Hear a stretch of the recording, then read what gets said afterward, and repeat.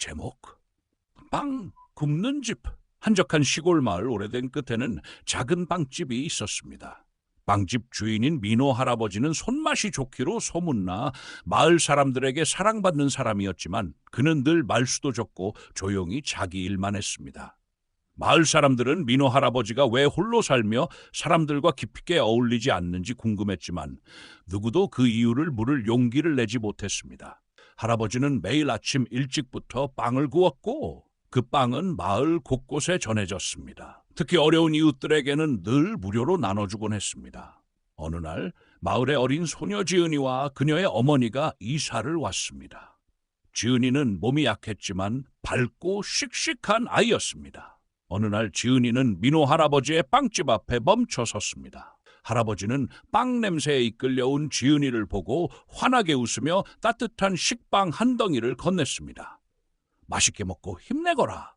지은이는 그날 이후 매일 할아버지의 빵집을 찾아와 이야기를 나누었습니다. 두 사람은 나이가 많이 차이 났지만 빵과 함께 소소한 행복을 나누며 친구가 되었습니다. 어느 날 지은이는 할아버지에게 물었습니다. 할아버지는 왜 매일 이렇게 맛있는 빵을 만들어요? 민호 할아버지는 잠시 생각하더니 대답했습니다. 빵은 사람들을 이어주는 음식이란다. 나도 누군가의 빵 덕분에 힘을 얻고 살아갈 수 있었지. 그래서 나도 누군가에게 힘이 되고 싶어서 빵을 굽는 거야. 그날 이후 지은이는 마을 사람들에게 할아버지가 겪은 이야기를 전해 들었습니다. 젊은 시절 민호 할아버지는 큰 어려움을 겪었지만 그때 이웃들이 주었던 따뜻한 빵 한 조각이 그의 삶을 바꾸었다고 했습니다. 그 작은 친절 덕분에 그는 희망을 되찾았고 자신도 누군가에게 그런 사람이 되고 싶어 빵집을 열었다는 것이었습니다. 이 이야기는 마을 사람들에게 큰 감동을 주었고 모두가 할아버지의 마음을 더 깊이 이해하게 되었습니다. 마을 사람들은 할아버지를 도와 빵집을 더 활기차게 꾸미기 시작했고 지은이는 빵 굽는 법을 배우기 시작했습니다. 몇 년 뒤 민호 할아버지는 은퇴하며 지은이에게 빵집을 물려주었습니다. 지은이는 할아버지의 뜻을 이어받아 마을 사람들과 이웃들에게 빵으로 따뜻함을 나누며 새로운 추억을 만들어갔습니다. 교훈, 작은 친절은 큰 기적을 만들고 한 사람의 선행은 세상을 따뜻하게 바꿀 수 있다. 합 제목 첫눈이 내린 날. 한적한 작은 도시의 도서관에서 일하던 수연은 매일 책 속에 파묻혀 살았습니다. 그녀는 조용하고 차분한 성격으로 사람들보다는 책과 더 가까운 삶을 살아왔습니다. 그러나 그녀의 일상은 매년 첫눈이 내리는 날마다 특별해졌습니다. 그날이 오면 수연은 도서관 창가에 앉아 눈이 내리는 풍경을 바라보며 마음속 깊이 간직한 추억을 떠올렸습니다. 10년 전 바로 그 첫눈이 내리던 날 그녀는 정우를 만났습니다. 정우는 여행 작가로 우연히 수연이 일하는 도서관에 들렀습니다. 그는 책을 빌리려다가 수연과 이야기를 나누게 되었고 두 사람은 책과 여행에 대한 공통의 관심사를 발견했습니다. 정우는 자신이 다녀온 곳곳의 이야기를 들려주었고 수연은 자신이 읽었던 책 속의 세계를 나누었습니다. 그들은 마치 오래전부터 알고 지냈던 사람들처럼 서로를 이해했고 정우는 떠날 때마다 도서관으로 편지를 보냈습니다. 편지에는 그가 다녀온 곳의 풍경과 이야기가 담겨 있었고 수연은 그 편지를 통해 세상을 여행하는 기분을 느꼈습니다. 몇 달 뒤 정우는 수연에게 고백했습니다. 수연 씨, 저는 여행하는 삶이 좋았지만 이제는 당신과 함께 책과 세상을 나누며 새로운 이야기를 만들어가고 싶습니다. 수연은 그 고백에 미소 지으며 대답했습니다. 저는 당신이 다녀온 세상을 좋아하지만 무엇보다 당신이 제 곁에 있기를 바랍니다. 그들은 함께 행복한 시간을 보냈습니다. 하지만 정우는 건강이 악화되어 더 이상 먼 여행을 할 수 없게 되었습니다. 그는 마지막으로 수연과 함께 도서관 창가에 앉아 첫눈을 바라보며 이렇게 말했습니다. 수연아, 첫눈은 마치 새로운 시작 같아. 우리가 함께한 모든 순간이 눈처럼 순수하게 남아있기를 바래.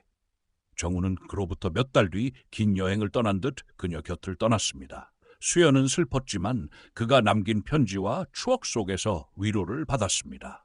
그리고 매년 첫눈이 내리면 그녀는 창가에 앉아 정우와의 이야기를 떠올리며 미소 지었습니다. 수연은 도서관에서 정우가 남긴 편지와 사진을 모아 책으로 펴냈고 그 책은 사람들에게 큰 감동을 주었습니다. 그녀는 매년 첫눈이 내릴 때마다 정우를 기억하며 말했습니다. 정우야, 너와 나눈 모든 이야기가 여전히 내 곁에 있어. 우리는 함께 만든 추억 속에서 영원히 이어져 있어. 사랑은 시간과 공간을 넘어 마음속에 영원히 남으며 함께한 순간은 추억이 되어 우리를 따뜻하게 한다. 제목 엄마의 편지. 바쁜 도시의 일상 속에서 살아가던 서준은 어머니와의 연락을 점점 소홀히 하게 되었습니다. 어린 시절 어머니와 보낸 추억은 소중했지만 성인이 되면서 그는 자신의 일과 삶에 몰두하며 점차 그 소중함을 잊어갔습니다. 어느 날 서준은 오랜만에 어머니의 집을 방문했습니다. 그의 어머니는 기쁨과 걱정을 담은 눈빛으로 서준을 반겼습니다. 요즘 많이 바쁘지? 그래도 몸은 잘 챙겨야 한다. 어머니는 늘 하던 말씀을 했습니다. 서준은 짧게 인사를 나누고 다시 도시로 돌아왔습니다. 그리고 얼마 지나지 않아 어머니가 준비한 작은 상자 하나가 그의 집에 도착했습니다. 상자 안에는 서준이 태어난 날부터 지금까지 어머니가 써온 편지들이 들어있었습니다. 서준은 의아했지만 첫 번째 편지를 펼쳤습니다. 사랑하는 서준아, 오늘 세상에 처음 나온 너를 보며 얼마나 기뻤는지 몰라. 네가 울음을 터뜨렸을 때 나는 네가 건강하게 자라길 바라는 마음으로 울었단다. 네가 웃고 네가 걸음을 떼고 네가 처음으로 엄마라고 말하는 날을 기다릴게. 서준은 미소 지으며 다음 편지를 열었습니다. 편지마다 어머니의 사랑이 담겨 있었습니다. 그가 처음 학교에 간 날, 시험에서 좋은 성적을 받았을 때, 실패로 좌절했을 때도 어머니는 늘 그를 응원하며 곁에서 지켜보고 있었습니다. 어느새 서준은 눈물을 흘리고 있었습니다. 마지막 편지를 펼쳤을 때 편지에는 이런 글이 적혀 있었습니다. 사랑하는 서준아, 네가 어른이 되어 바쁜 삶을 살고 있겠지만 엄마는 여전히 네가 처음 걸음마를 떼던 그 순간처럼 널 사랑하고 있단다. 힘들 때마다 이 편지들을 보며 내가 너를 얼마나 사랑했는지 기억해줬으면 해. 너의 행복이 엄마의 가장 큰 기쁨이란다. 사랑해, 우리 아들. 서준은 그 편지를 읽으며 어머니가 자신을 얼마나 깊이 사랑해왔는지 그리고 자신의 삶에 얼마나 큰 힘이 되어주었는지 깨달았습니다.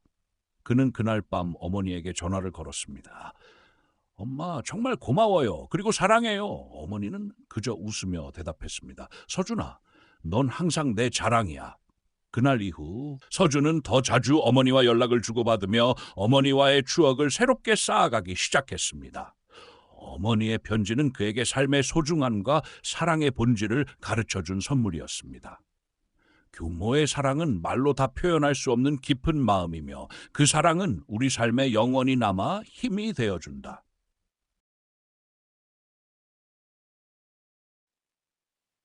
유진이네 집은 요즘 새로 시작된 하루 일과로 분주했습니다.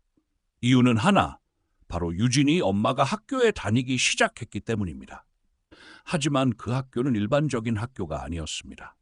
유진이 엄마는 이제 막 초등학교에 입학한 유진이를 돌보는 엄마 학교 1학년에 입학한 셈이었습니다. 유진이는 초등학교 입학 첫날부터 울기 일쑤였습니다. 낯선 교실, 낯선 친구들, 그리고 엄마와 떨어져야 한다는 생각에 눈물이 멈추지 않았습니다. 엄마는 그런 유진이를 매일 학교 앞에서 한참을 달래야 했고 마음속으로 다짐했습니다. 나도 유진이를 위해 엄마 1학년으로서 처음부터 배워야겠다. 그날부터 유진이 엄마는 새로운 학교 생활을 시작했습니다. 1교시, 유진이의 마음 읽기 2교시, 유진이의 자존감 높이기. 3교시, 유진이가 실패했을 때 웃어주기. 유진이가 받아온 숙제를 볼 때마다 엄마는 깜짝 놀랐습니다. 수학 문제는 복잡하고 미술 숙제는 도전적이었습니다. 유진이가 속상해할 때면 엄마는 손을 잡아주며 말했습니다. 엄마도 1학년이라 많이 서툴러? 같이 배워가자. 어느 날 유진이는 학교에서 그림을 그려오는 숙제를 했습니다. 그런데 그림을 친구들이 보고 웃었습니다. 집에 돌아온 유진이는 울면서 그림을 찢으려고 했습니다. 엄마는 조용히 유진이 옆에 앉아 말했습니다. 이건 너무 멋진 그림이야. 엄마도 그리면서 많이 틀렸지만 결국엔 그림 속에서 엄마만의 이야기를 찾았어. 그날 이후 유진이는 학교에서 조금씩 웃기 시작했고 친구들과의 놀이에도 익숙해졌습니다. 유진이의 변화는 엄마에게도 큰 성장이 되었습니다. 1년이 지나고 유진이는 2학년이 되었습니다. 엄마도 이제 엄마 2학년으로 올라가며 이렇게 생각했습니다. 유진이가 학교에서 배우는 만큼 나도 유진이와 함께 성장해 가야지. 엄마와 유진이는 그렇게 서로를 가르치고 배워가며 함께 자라갔습니다. 교훈. 아이의 첫걸음은 엄마에게도 새로운 배움의 시간입니다. 부모와 자녀는 함께 성장하며 서로의 가장 큰 선생님이 됩니다. 오늘 평화롭게 살 이유. 민재는 매일 아침 출근길에서부터 바쁘게 움직였습니다. 붐비는 지하철, 쌓여가는 업무, 끊임없이 울리는 전화까지 그는 하루를 버티는데 급급했습니다. 오늘도 겨우 하루를 넘기자 민재는 늘 이렇게 다짐하며 잠자리에 들곤 했습니다. 그러던 어느 날 민재는 우연히 동네 공원의 벤치에 앉아있던 한 노인을 만났습니다. 노인은 새들을 바라보며 조용히 미소 짓고 있었습니다. 민재는 그 모습을 보고 잠시 발걸음을 멈추었습니다. 뭘 그렇게 바라보세요? 민재가 물었습니다. 노인은 눈을 반짝이며 대답했습니다. 저 새들 말이네. 저기 앉아있는 참새가 오늘은 다른 나뭇가지가 아닌 이 나뭇가지에 앉은 게 참 다행이야. 민재는 조금 의아한 표정을 지었습니다. 그게 뭐가 중요한가요? 노인은 웃으며 말했습니다. 내일은 모르는 일이잖아. 오늘 이 순간이 고요하고 평화로우면 그걸로 충분하지. 그날 이후 민재는 노인의 말을 자주 떠올렸습니다. 그는 출근길에 보이는 가로수, 창밖에 비치는 햇살, 사무실 동료의 작은 웃음을 눈여겨보기 시작했습니다. 그렇게 그는 작은 것들이 주는 평화를 느끼기 시작했습니다. 어느 날 민재는 지하철에서 한 아이와 눈이 마주쳤습니다. 아이는 장난감 병정 하나 들고 행복한 미소를 짓고 있었습니다. 민재는 생각했습니다. 저 아이는 장난감 하나만으로도 충분히 행복한데 나는 왜 더 많은 것을 바라며 바쁘게 살아왔을까? 민재는 점차 삶의 속도를 늦추기 시작했습니다.